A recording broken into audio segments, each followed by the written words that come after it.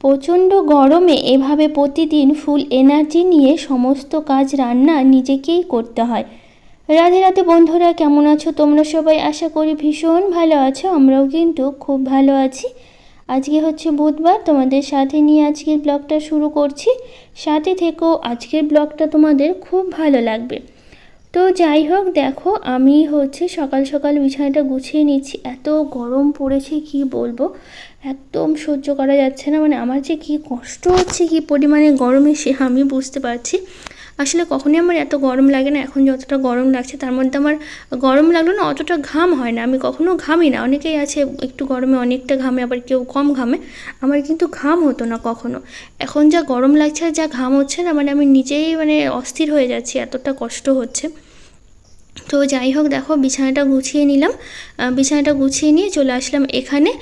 মানে নিজেকে না পাগল পাগল লাগছে এখন কাজ করতে গেলে, মানে এত গরম লাগছে। তো যাই হোক, এখানে দুটো একটা জামা ছিল, তো ওইগুলো আমি তো কেচে দিয়েছিলাম। তো এগুলো শুকিয়ে যাওয়ার পর আমি ভাবলাম একটু গুছিয়ে তুলে রাখি।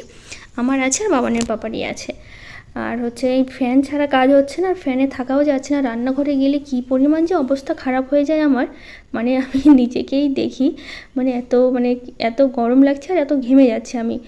তো যাই হোক, দেখো এদিকে গুছিয়ে নিই, ওই গুছিয়ে তুলে রাখবো জামাটা, তারপর সব কাজ করব। আর ঝাড়টা তো ওই দিয়ে দেয়, আজকেও দিয়ে দিয়েছে। মাঝে মধ্যে শুধু আমি দেই, তো আজকে আর দিতে হয়নি, ওই দিয়ে দিয়েছে সকাল সকালই। তো সবটা গুছিয়ে নিয়ে তো হয়ে যাবে এদিকে কাজকর্ম। সকালবেলা আজকে সেরকম কাজ করিনি, শুধু রান্নাটাই করেছি। তো এই যে ছাতু, আজকে ছাতু খাবো আমিও, আর বাবানকেও দেবো। আমার ছাতু খাওয়া দেখে বাবানের বাবা হাসছে, কারণ আমি কখনোই ছাতু খাই না, আমার ভালো লাগে না। এতদিন আমি ছাতু খাইনি, ও যখনই বলে, মানে বাবানের বাবা বাবান দুজনেই ছাতু খায়, ওরা পছন্দ করে, আর আমি তো খাই না। আমাকে খেতে বললো, আমি কখনো খাই না, আমার ভালো লাগে না। তো এখন আমাকে আজকে ছাতু খেতে দেখে, এর আগে একদিন খেয়েছি, সেদিন অতটা মানে খেয়াল করেনি। তো আজকে ওর সামনে বসেই ছিল, আর আমি এদিকে ছাতু শরবত করছিলাম। তো যাই হোক, আমাকে দেখে এত হাসাহাসি করছে। এই যে আমি ছাতু খাচ্ছি না, হঠাৎ আজকে আবার ছাতু খাচ্ছি। তো সেটা নিয়ে আর দুজনে মিলে, বাবান আর বাবানের বাবা দুজনে মিলে আমাকে নিয়ে হাসাহাসি করছে যে ছাতু খাচ্ছি, আমি ছাতু খাচ্ছি, এরকম বলে বলে আমাকে রাগাচ্ছে। তো যাই হোক, বাবান খেলো, আমি খেলাম একটু ছাতু, তারপরে চলে আসলাম রান্নাঘরে রান্না বসাতে। তো এইদিকে আমি ভাতটা বসিয়ে দিলাম, ডিম সেদ্ধটা তো বসিয়ে দিয়েছিলাম আগে, হচ্ছে। আর এইদিকে আমি চালটা ধুয়ে নিচ্ছি, চাল ধুয়ে তারপর ভাতটা বসিয়ে দেবো। তো আজকে রান্না করব হচ্ছে সয়াবিন করব, আর একটু করলার চচ্চড়ি করব। এগুলোই হচ্ছে রান্না করব আজকে। তো সেই কারণে হচ্ছে এই যে ভাতটা, জলটা তো বসিয়েছি আগে, তো এখন চালটা আমি ধুয়ে দিয়ে দিলাম। তাও আস্তে আস্তে সব সবজিগুলো হচ্ছে কেটে নেব। করলা কাটতে হবে, আলু আছে, সব কিছু কেটে কুটে নিয়ে তারপরে রান্নাটা বসাবো। রান্নাটাও তাহলে তাড়াতাড়ি হয়ে যাবে। তো আজকে জানো তো, আমার সন্ধ্যাবেলা আমার ননদ এসেছিলো, আমার মামা শ্বশুরের মেয়ে, ননদের বর এসেছিলো। তারপরে ওদের চাটা তো করে দিলাম। তো রাত্রেবেলা আমি বললাম রুটি খেয়ে যেতে, তো ওরা রাজি হলো। তো তারপরে হচ্ছে মানে কাছাকাছি গাজলেই বাড়ি। তো আমি রুটি করেছিলাম, আলু ভাজা করেছিলাম, আর ডাল করেছিলাম। ইস কী পরিমাণ যে ঘেমে গিয়েছিলাম আমি রাত্রেবেলা।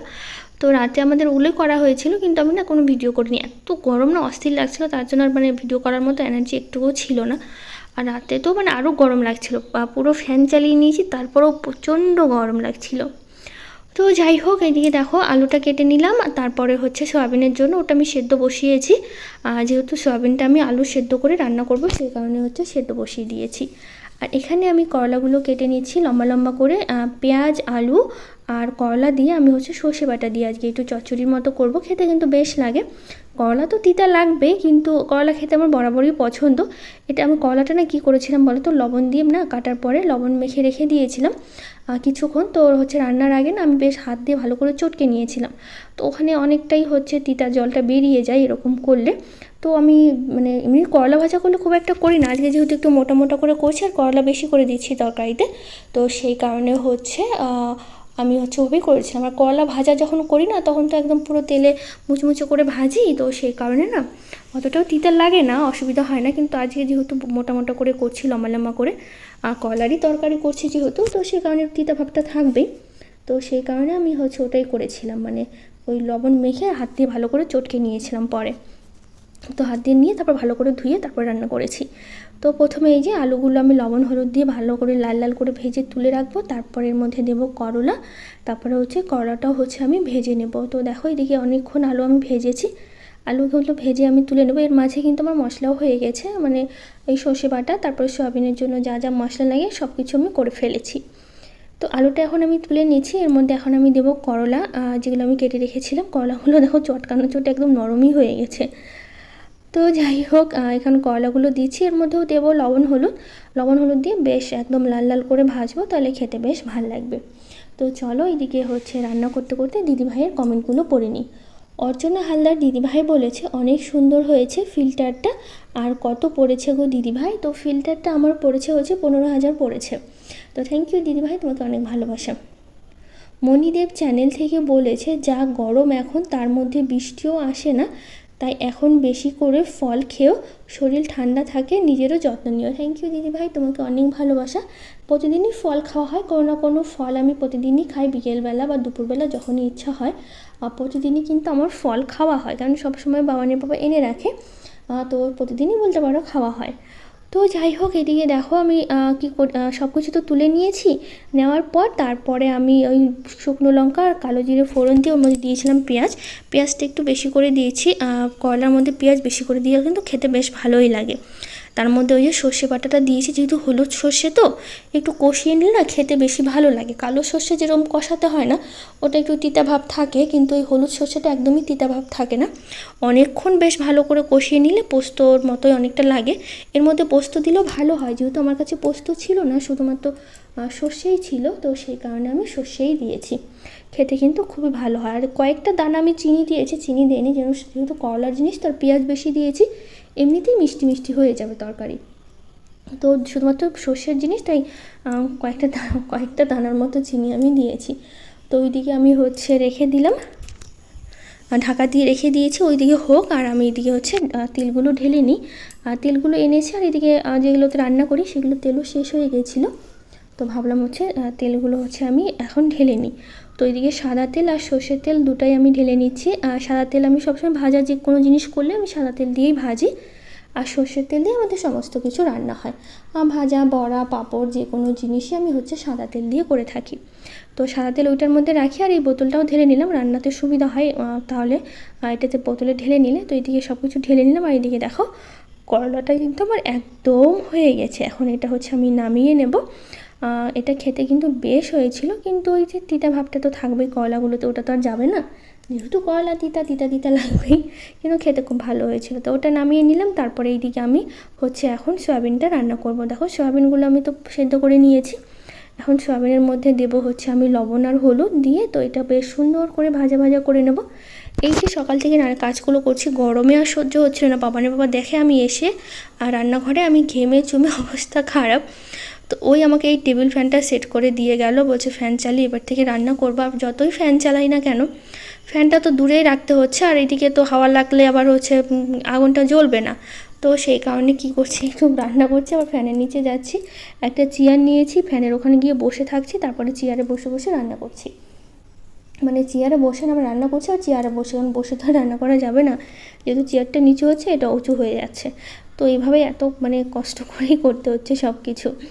তো যাই হোক, এই যে পেঁয়াজটা আমি দিলাম, দিয়ে এখন দেবো মশলা। আমি মশলাটা বেটে রেখেছি, তো সেটা আমি দিয়ে দেবো। তো চুমকি দিদিভাই বলেছে, দিদিভাই তুমি কেমন আছো? আমি ভালো আছি। তোমার শরীরটা সুস্থ আছে? তোমার কি হয়েছে? তো আমার সেরকম কিছু হয়নি, এমনি জাস্ট শরীরটা একটু দুর্বল, গরম লাগে, ব্যাস এইটুকুই, আর কিছু না। তো এইদিকে হচ্ছে কষিয়ে নিয়েছি। দিদিভাই তোমাকে থ্যাংক ইউ, আর তুমি ভালো আছো শুনে খুব ভালো লাগলো। তো দেখো শুকনো লঙ্কা আমাদের এনেছিল, তো শুকনো লঙ্কাগুলো না আমি কী করবো, একটু রোদে শুকিয়ে নিয়ে তারপরে কৌটাতে রাখবো। অনেক সময় আমি কী করি, কড়াইতে একটু ভেজেও রাখি, যেহেতু এই সময়টা আর কি বর্ষার সময়টা, যেহেতু এই সময়টা না ওই শুকনো লঙ্কা রেখে দিলে কেমন যেন ভেতরে হচ্ছে কেমন হয়ে যায় না। তো এটা যদি একটু রোদে ভালো করে মুচমুচে করে শুকিয়ে, বা হচ্ছে কড়াইতে হালকা একটু ভেজে একদম মুচমুচে করে নিয়ে, মানে পোড়ানো যাবে না, হালকা একটু গরম করে নিতে হবে, ওভাবে রেখে দিলে না লঙ্কাগুলো খুব ভালো থাকে, ওই একদমই নষ্ট হয় না। তো সেটাই আমি করবো, আমি রোদে দেবো, রোদটা তো বেশ ওঠে, তো সেই জন্য রোদে দেবো। তো যাই হোক রোদে দিয়ে দিয়েছি, এখন অতটা রোদ পাইনি, সকালবেলা একটু পরে রোদটা বেশ ভালো উঠবে। তো এখন আমি দেখো এর মধ্যে আমি জলটা দিলাম, ভালো করে কষিয়ে নিয়েছি, কিছুক্ষণ ফুটিয়ে নিলে একদমই হয়ে যাবে। আর এখন করবো বাবানের আমি টিফিন করবো, ডিম টোস্ট করে দেবো, ব্যাস হয়ে যাবে। তো তো আরও কিছু দিদিভাইরা কমেন্ট করেছে, Trishna Patra, Joy and mom, SM simple house wife, Puja Mondal, Samia Akter, Rupali Nath, সবাইকে থ্যাংক ইউ, অনেক ভালোবাসা এত সুন্দর কমেন্ট করার জন্য। তো এখন আমি করে নিচ্ছি বাবানের জন্য ডিম টোস্টটা করে নিচ্ছি। দুটো ব্রেডই করবো, এর থেকে বেশি দেবো না। তো যাই হোক, ডিমটা হচ্ছে একটু ছড়াতে চেয়েছিলাম, হলো না। তো যাই হোক, এদিকে আমি হচ্ছে দিয়ে দিলাম। তো এদিকে এখন দু পিঠটা খুব ভালো করে হচ্ছে ভেজে নেব। তো একটু সস দিয়ে দেবো, তাহলে বাবানের কিন্তু হয়ে যাবে। তো এটাই আজকে বাবানের টিফিনে হচ্ছে আমি করে দিয়েছি। এক্সট্রা মানে ছিল ঘরে বিস্কুট, কেক, তো ওগুলো আমি আর দিলাম না, ভাবলাম এটাই করে দিই। তো এটাই হচ্ছে বাবানকে করে দেওয়া হয়েছে। তো এইদিকে তো আমার রান্নাবাড়ি সব কিছু হয়ে গেছে, এখন শুধুমাত্র রান্নাঘরটা পরিষ্কার করার পালা। রান্নাঘরটা পরিষ্কার করলেই আমার কিন্তু মোটামুটি সব কাজই কিন্তু হয়ে যাবে। তো এইদিকে দেখো রান্নাবাড়ি সব কিছু করে এখানে রেখে দিয়েছি, আর এদিকটা আমি পরিষ্কার করে নিচ্ছি। জল ভরার ছিল, আমি আর জল ভরিনি, বাবানের পাপাকে দিয়ে ভরিয়েছি। হাতটা একদম ব্যথা হয়ে যায় জল ভরতে ভরতে।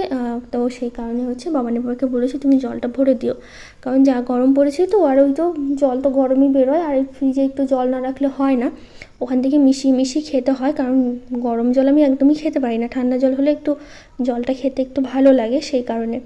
তো কয়েকটা ফ্রিজে রাখি আর কয়েকটা বোতল হচ্ছে বাইরে রাখি। তো এইদিকে আমার সবটা মোছামুছি মানে হয়ে গেছে, এখন ওভেনটা বাকি আছে, আর বাকি আছে বাসনগুলো করলেই একদম হয়ে যাবে। মানে এই সারাদিনের কাজ বলতে পারো, সকালবেলা মোটামুটি সব সেরে ফেলি। এই গরমে না সারাদিন কত কাজ করা যায় বলো তো, ফ্যানের নিচ থেকে সরতেই পারি না। এই যে কাজগুলো হলো, তারপরে কোনো রকম একটু স্নান করে নেব, আর খাওয়া দাওয়া তো করতেই হবে। স্নান করে নিলে একদম বাঁচি আমি। এখন মনে হয় সকালবেলা উঠে যে কখন কাজগুলো আমার শেষ হবে, আর কাজগুলো শেষ করে আমি একটু ফ্যানের নিচে বসে থাকবো। এই ফ্যান চালালেও শান্তি নাই, যা গরম, তবু একটু আরাম লাগে, বসে থাকি। কিন্তু এত গরম না, মানে ভালো লাগে না। তো সেই কারণেই যত তাড়াতাড়ি পারি কাজবাজগুলো শেষ করি।